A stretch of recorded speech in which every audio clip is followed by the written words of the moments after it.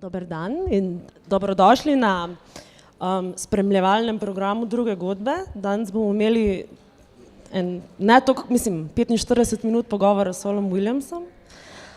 On je avtor 4 knjig poezije in 5 albumov in igral je tudi v raznih filmih. Danes se bomo pa, vsaj jaz sem si ta pogovor zamislila, malo glasbi, malo odraščanju v New Yorku, malo politiki, tako da po mojem se bomo kar vsega dotaknili. So, Saul Williams, welcome to Slovenia. Thank you. I'll just start with the questions so we don't lose too much time. While I assume that most of the people sitting here today have heard about you and have some idea of what you do, but for the back of better and true understanding of who you are, how would you introduce yourself and your work to an average person from a small Central European country? Quite simply, I'd just say that I'm an artist who focuses primarily on poetry, music, and performance. So you grew up around New York City in, let's say, post-civil rights era, and from what I read, in a family, for a lack of a better words, they were activists of some kind as well. So you grew up in a space where people of color were put in ghettos and thrown into the center of Reaganomics. How does it feel to grow up in such a place, and how did it influence your decision to put your observations and feelings into words? Well, I would imagine that regardless of when I was born, even if I was born today, I would still feel as a kid the sort of like disparities between wealth and between haves and have-nots, and be looking at the world and wondering why it is the way it is. And the artists that inspired me as a kid, many of those artists are still inspiring people today. And so I would imagine that, the influence of realizing, the power of art, how it can influence thought, dialogue, social change, social progress, is something that has been for centuries, in fact. And as an artist, I pretty much just consider myself part of an ongoing legacy of artists who have used their position to kind of, bring light to the times and simultaneously to provoke change, and to provoke thought and what have you. And to me, that's what's fun about art, is the risk, also the risk of upsetting people, of upsetting the power, of disrupting the power. I remember recently I was talking to an old director by the name of Don Letts, and Don Letts is the director who directed all of the music videos for The Clash and for Bob Marley, and he told me that he was like, when I was young, musicians used to make music to beat or destroy the system, and now it seems like many musicians are making music to be a part of the system, And me, I grew up in hip hop and am a big fan of the punk rock spirit of art. Whether that's in music or whether that's in, combative and theater, for example. I grew up doing theater and very influenced by theater in my work. I think the influence of theater is in even my performance of music and what have you. And I like art that provokes. And so just in the tradition of that. So, but your work is mostly channeled vocally. However, you played a silent role in a critically acclaimed movie by Alan Gomis Tay. So, can one speak without talking? Certainly. I mean, I think of words as something that is there, in fact, like music, to shape the silence.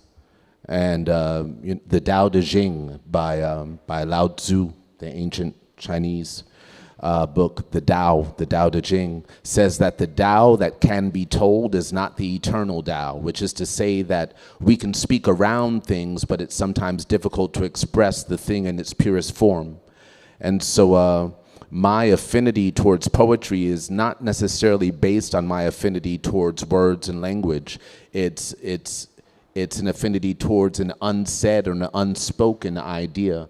And so silence is a huge part of my work, especially in like my new music and what have you, the use of space and silence is enormous. And I don't consider myself an extremely talkative person, although I think my music is extremely talkative or lyrical. But yeah, in playing in that film, for me, it made perfect sense to try to express something without words. So I need to touch the topic of race. When it comes to the debate about race, recent debate, let's say for the last 10 years in the United States, and have you observed any tangible changes or progress in your lifetime, and especially in the last few years when it comes to race in America? Well, you know, the issue with the topic of race and ethnicity, to me, is a bit drawn out and boring, actually. But I feel as if the, you know, reality as we practice it is based upon agreement. And so, like, before we look at race, we could look at the concept of time and how we practice the concept of time, or the calendar, you know?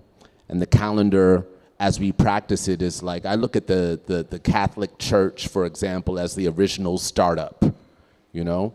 And as their calendar as the original browser that was put out there, and we all still use that browser. Like, oh, it's 2016 years since the death of, you know?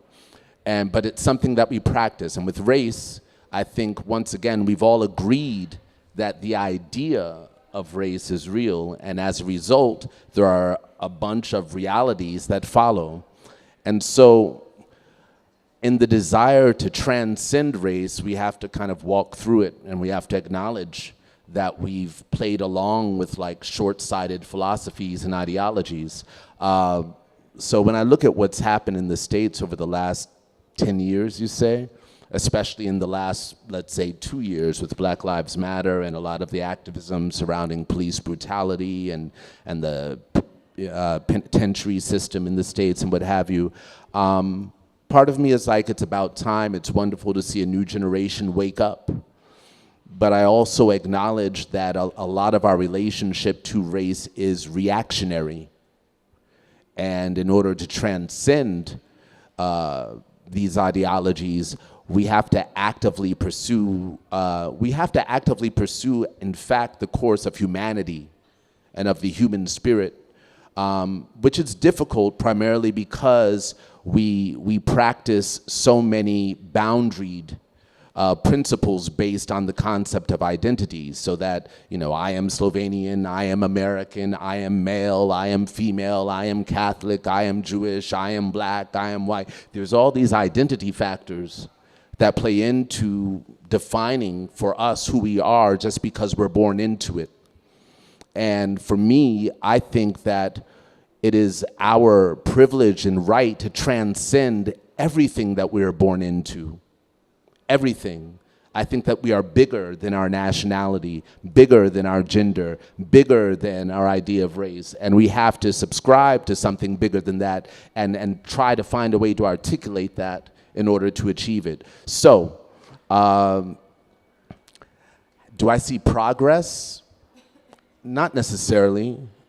Not necessarily. I mean, if you consider the fact that people are talking about it, progress, okay, then that's a step.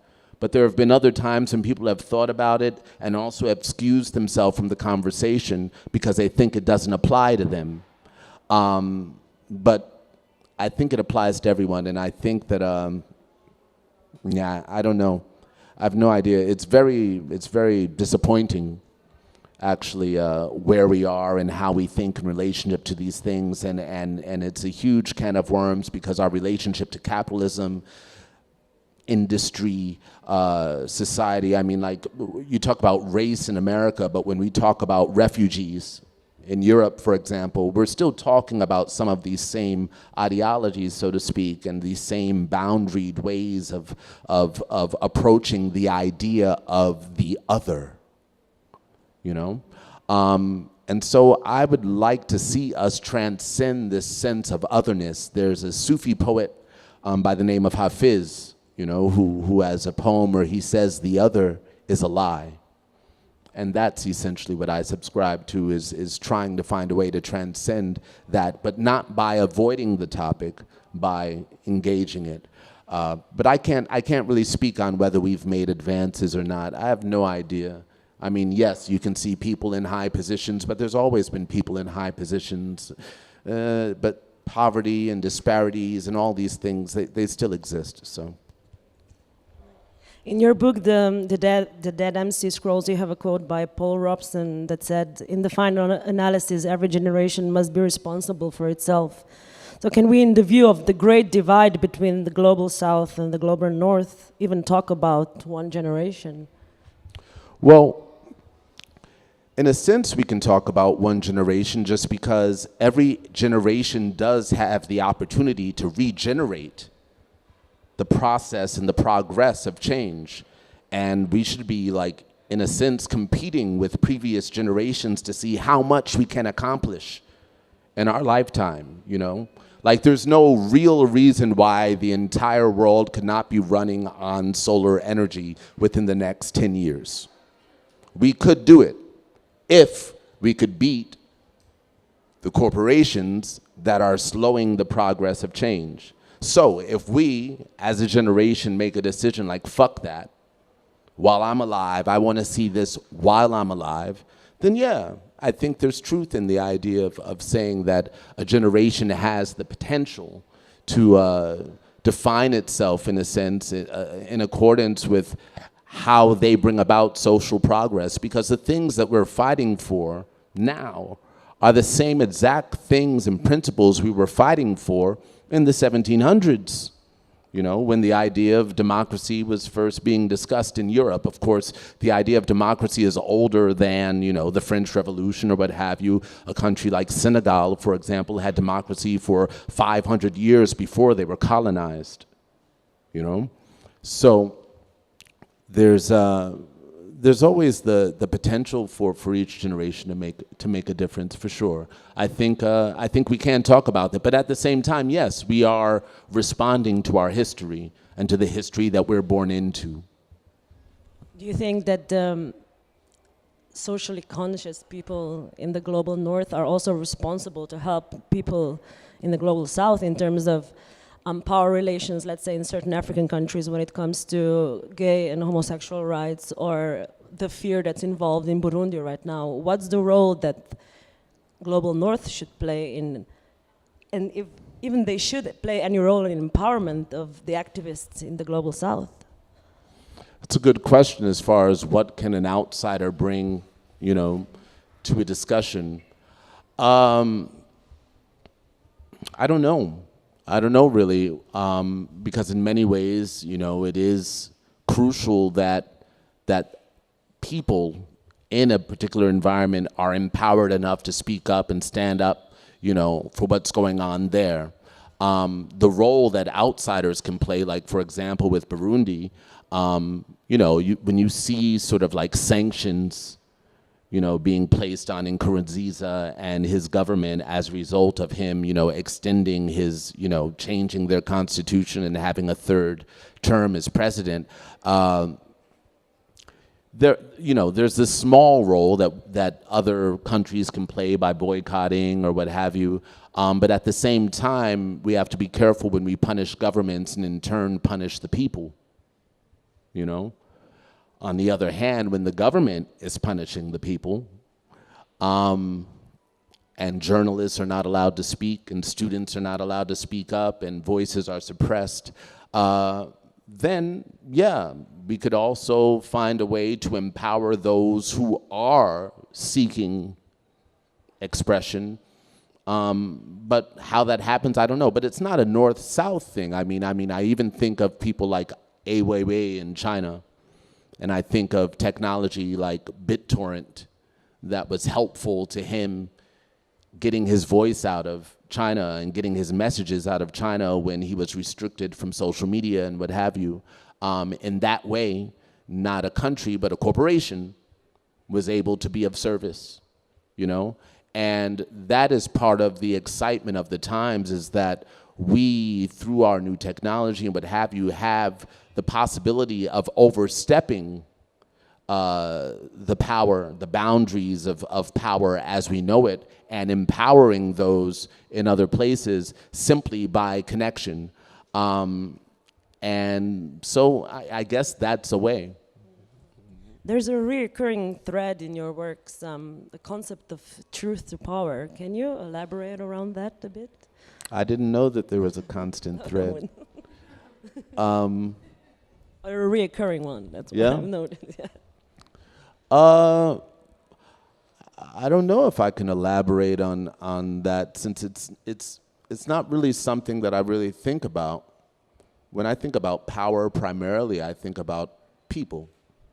And I think about, you know, the voice of the voiceless, and I think of our collective power and all of the distinctions to be found between what a group of people would like to see and what their government imposes, you know? And it's the distance between the people and the powers that be that's always interesting. It's like the distance between, you know, the ground and the sky, and it's like, well, why is that there? If all these people believe this thing, then why is the government not truly representing, you know, the wills and desires of the people? And we find that evident in so many nations. You speak to, you know, an average person in France, and they might go, oh my God, Hollande, and you know, they're always something. There's always young people, you know, disclaiming whatever is happening in the government. And the same is true in the States, and I'm sure here as well. So what's of interest to me is how we empower ourselves to bring those, you know, the powers that be to their knees. So that's what I think of in terms of power, only is the power of our collective voice, you know, the power of humanity itself. In terms of truth, I mean, there's the truth that's constant, and then there's the truths that are ever changing, and I have really nothing to say about that. I mean, what can anyone say about the idea of truth? It's an abstract thing until it's localized on some precept or concept or what have you. So I have no idea. So, I have to touch current American politics right now. So, and we'll leave Bernie out of this one, and we'll presume the worst case scenario, that Donald and Hillary run for the White House, or the possibility of us having a Slovenian first lady. Yeah, we don't want to talk about that either. How do you see the United States in the next years if both? I mean, to me, somehow it seems that maybe they're even two persons wearing the same hat or something. They don't seem that much alike, Hillary and Donald. So that much alike or that different? Different, sorry. Yeah, different, yeah. Yeah, So it's true. There's some elements of truth to that. I think regardless of what happens, the next couple of years on the world, you know, are hell. I mean, everywhere I look, when I look at, you know, the refugee issues, when I look at the EU, when I look at, you know, the rise of like neo-fascism everywhere, and xenophobia everywhere, and Islamophobia everywhere, I think that the next couple of years are hell everywhere. And by hell, now that hell can manifest in many ways. Like we have an expression, give them hell, right? Which has to do with like 5 years ago here, you had students out in the street, you had 30,000 people out in the streets here 5 years ago. We had the Occupy movement, we had the Arab Spring. That is the sort of hell that I would like to imagine will go on. That the people, the young people, will feel determined enough to say, fuck this, and hold their governments and corporations accountable for the change that they want to see. That would be the positive thing that could happen.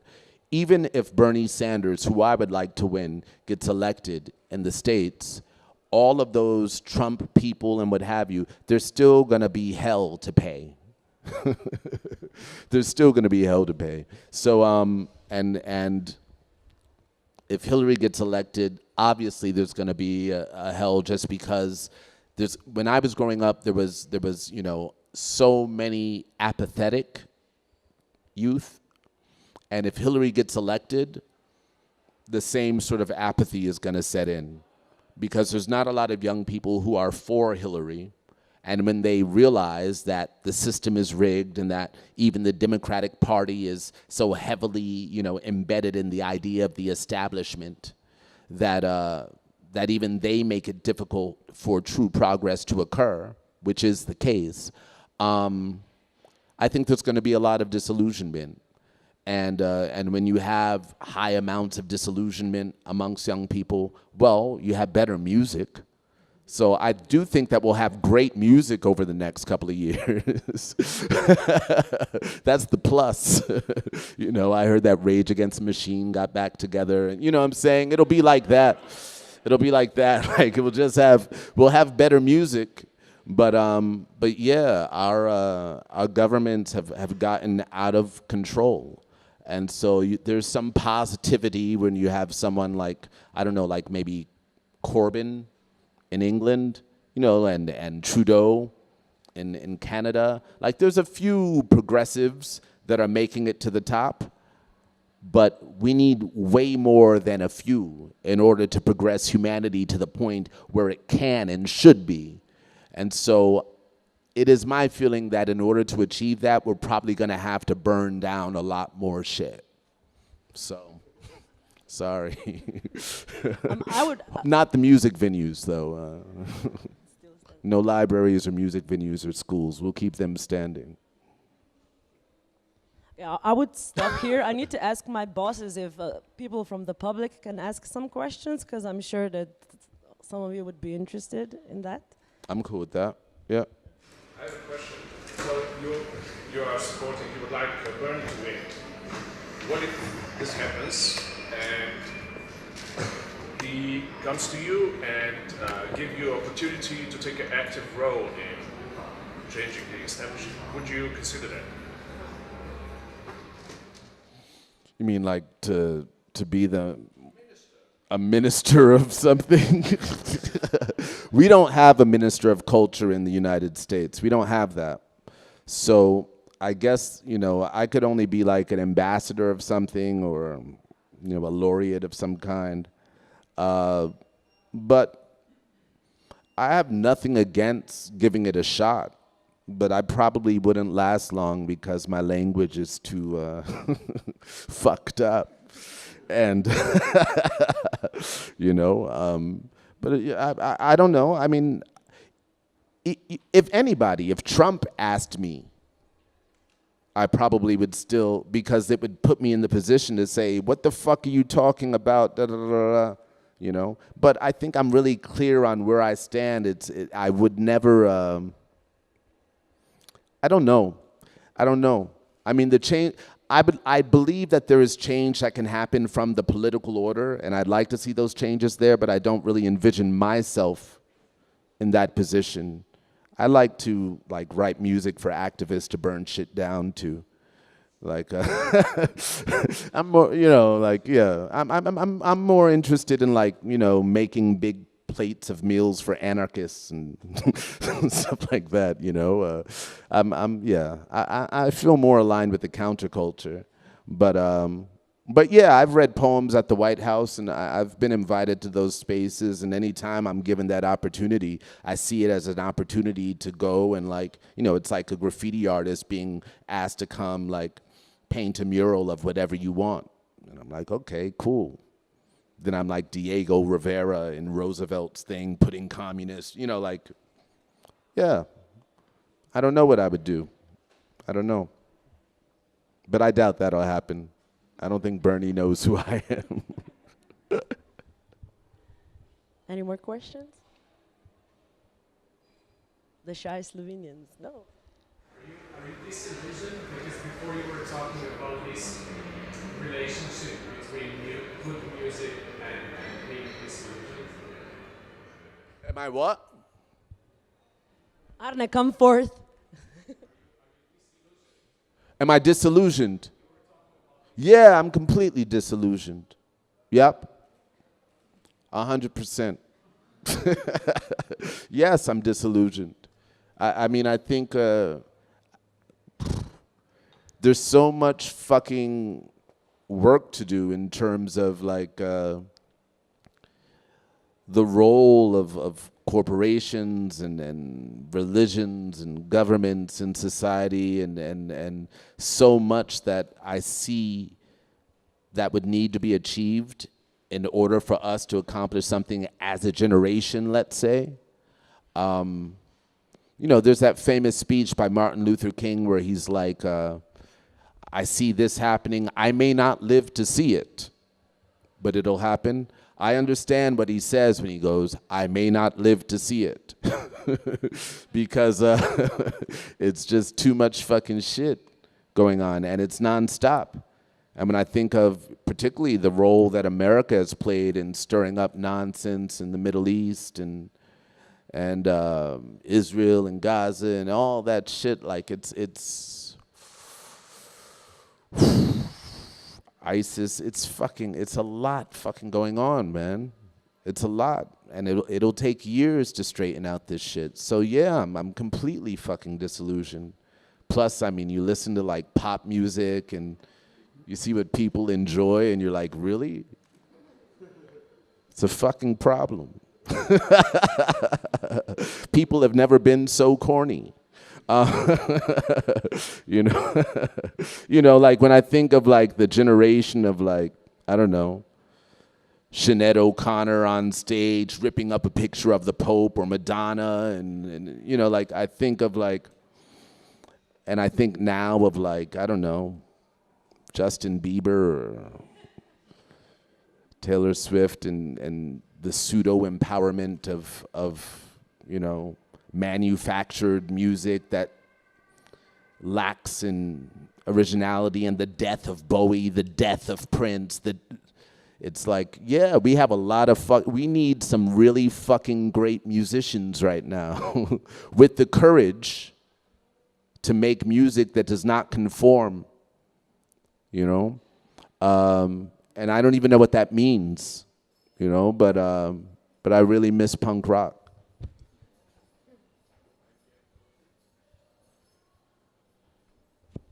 Okay, I guess that's it. That's it? No more questions? Yes. Okay, I'll try. A lot of people are kind of making a thesis that internet had influenced on a lot of things regarding the politics against the musicians, that they can't earn a lot of money and these kind of things. Yeah. Do you think that this is true primarily? Or? Oh, there's truth in that. There's truth in the fact that, I mean, the first people to really suffer at the hands of the internet were musicians, right? Now other industries are forced to reckon with that, the taxi industry through Uber and all that. But the musicians were pretty early in the game to realize, holy fuck. But music, in a sense, has always been free, in a sense. And music has clearly always represented the clearest idea of freedom, right? So, yeah, I think there's truth in the fact that you know, modern technology has played a role in on one hand making it difficult for musicians to live off of their work, let's say. On the other hand, it's opened the gateways for thousands, millions of musicians to be heard, you know? And so it's the payoff, I guess, you know, is that we have the potentiality of a lot more voices, but we also see a lot more conformity. Yeah. And do you think, do you see internet also as a technology that could enable the musicians and all the other people to struggle against this? Oh, certainly. It's already enabled. I mean, yeah. I mean, it's never absolutist, of course. You know. I mean, technology and the internet has also enabled artists to have more rights, to fight for more rights. As a result of all of the access that we have, you know, your typical music deal now gives a little bit more, can give a little bit more power to the artist than it did in the past. You know, if you're looking for a deal, now there's greater chance for artists to be independent and to actually have access to large stages while remaining independent. So yes, you know, it goes either way. It goes either way with technology.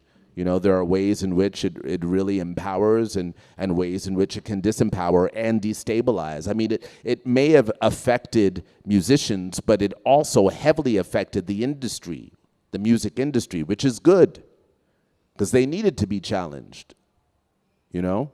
So, yeah, it balances out in some way. But it has yet to be seen how we'll use it. But I think the influence overall has been positive. You mentioned Taylor Swift and Justin Bieber. What do you think of the latest performance of Beyonce at Super Bowl? I mean, I think two things about it. On one hand, as a pop star, I think Beyonce is one hell of a strategist, you know? And so I know that she and her husband are smart enough to look at what's going on and say, we should, you know? At the same time, it's impossible to be in that skin and that body and not feel those things sincerely and authentically, because we all feel it in the States. Like, what the fuck is happening with the police, you know? I don't know many people, you know, the only people I know who are not like, fuck the police, are people who are like, well, my uncle's a policeman. You know, and we're still like, fuck the police. So and your uncle, and so I wouldn't put it past her to actually feel the way that she says. On the other hand, I mean, I think that, you know, an artist like MIA, for example, is way more authentic in her, you know, outspokenness against, you know, certain policies and what have you. I think she's better spoken and well said and more consistent, you know, where I think that, you know, like even the words of that song, Formation, where she says, your best revenge is to get your paper. I disagree with that. I don't think that the best revenge that we can have on racism or anything is to become rich. You know, we've seen lots of dictators and what have you become rich. You know, becoming rich. Jay-Z has the same problem in terms of insight, where he has a song where he says, I couldn't help the poor if I was one of them. And quite obviously, you know, many of the great activists that have helped, you know, the voiceless and the poor and the disenfranchised have also been poor themselves, you know, and so I think it's short-sighted. And it's for those reasons that I go it's strategic, because when you actually encounter the lyrics and go deep within the lyrics, there's no strategy there in terms of what, you know, is being addressed. There's just strategy in terms of, oh, this is a good time to, you know, to be on this horse because this is where it's going and I'm one of them and what have you. And that's cool. That's cool. I accept it. All right. But you know, she's not my favorite activist.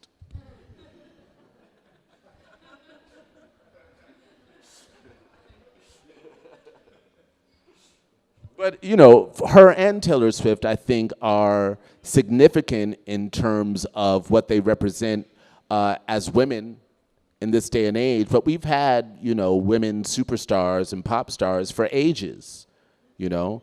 And I think that Nina Simone had a hell of a lot to say, and I think that Lauryn Hill has had a lot to say, and I think that, you know, people like Kulthum or you know, there's tons of people across the world that have women that have spoken up through music over the ages, and who have not just used it when the time is right, you know. But it is cool to use a platform as large as that to make a statement.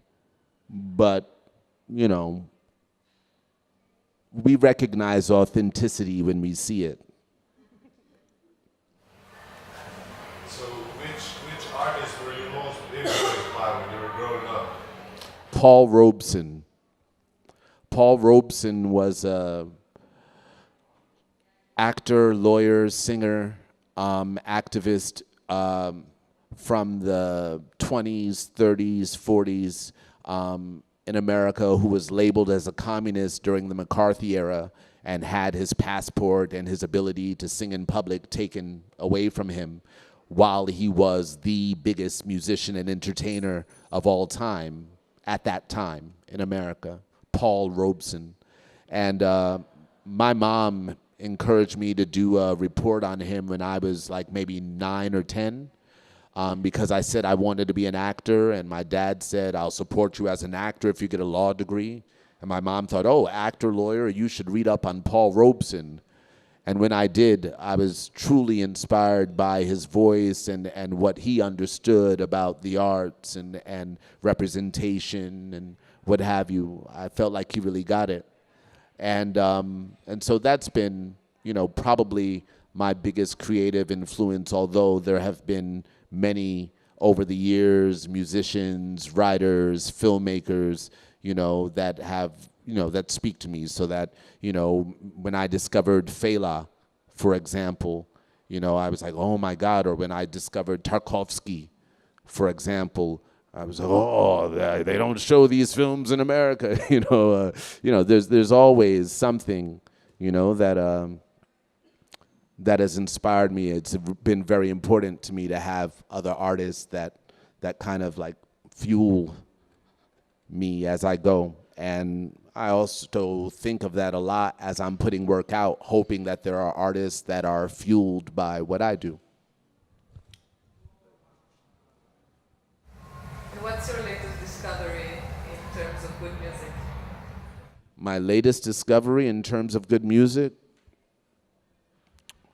Well, the musical form that I'm really into right now is called footwork or juke. Footwork, it comes out of like Chicago, and it's let's say in the tradition of electronic music. You know, a lot of electronic music came out of Detroit. You know, we can argue about whether it's Detroit or Berlin, you know, but techno is Detroit or Berlin, but Detroit, Chicago, techno, house, and now footwork. And footwork to me is it's been a few years. It's probably been like 4 years that I've been into footwork, but I'm into it in a way that I was into, let's say, drum and bass in the 90s and the early 2000s, you know. It's one of the most progressive electronic music forms that I like. Actually, it's a form of dance. And the musicians, the DJs are making music that correspond with the dance. And the dance looks a lot like tap dancing, but it's, but yeah, that's what I've been into is footwork. And so that's not a particular artist, it's a form. But that's what I've been into. Aside from that, I don't know, I've been like everybody else listening to the new Radiohead or some shit.